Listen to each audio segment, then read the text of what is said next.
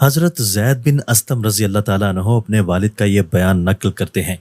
کہ حضرت عمر رضی اللہ تعالیٰ عنہ ایک دن مسجد نبوی میں آئے تو دیکھا کہ حضرت معاذ بن جبل رضی اللہ تعالیٰ عنہ آپ صلی اللہ علیہ وآلہ وسلم کے مزار اقدس کے پاس بیٹھے رو رہے ہیں۔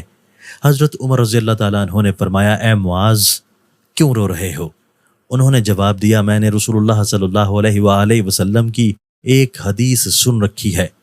اسے یاد کر کے رو رہا ہوں۔ وہ حدیث یہ ہے، آپ نے فرمایا ذرا سی ریاکاری بھی شرک ہے، اور جس نے اللہ کے دوستوں سے دشمنی رکھی اس نے اللہ تعالیٰ کے خلاف اعلان جنگ کر دیا۔ اللہ تعالیٰ ان چھپے ہوئے پرہیزگار نیک لوگوں سے محبت کرتا ہے۔ اگر کسی محفل میں وہ نہ آئیں تو کوئی ان کی غیر موجودگی کو محسوس نہ کرے،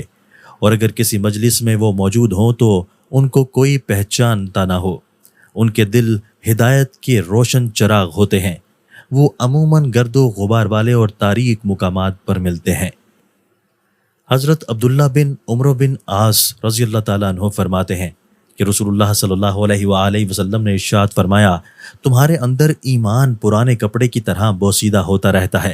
اس لیے اللہ تعالیٰ سے اپنے دلوں میں ایمان تازہ رہنے کی دعا کیا کرو۔ حضرت ابو ہریرہ رضی اللہ تعالیٰ عنہ فرماتے ہیں کہ نبی اکرم صلی اللہ علیہ وآلہ وسلم نے ارشاد فرمایا، تم میں سے کامل ترین مومن وہ شخص ہے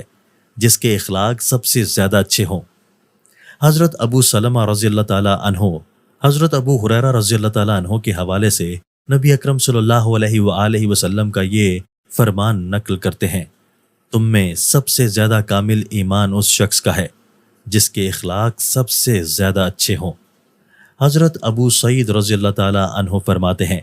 کہ رسول اللہ صلی اللہ علیہ وآلہ وسلم نے ارشاد فرمایا، شیطان نے کہا، اے میرے رب، مجھے تیری عزت کی قسم ہے،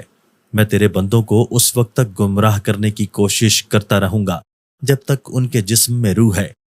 تبارک و تعالیٰ نے فرمایا، مجھے میری عزت اور جلال کی قسم ہے، یہ جب تک مجھ سے توبہ کرتے رہیں گے میں ان کو معاف کرتا رہوں گا۔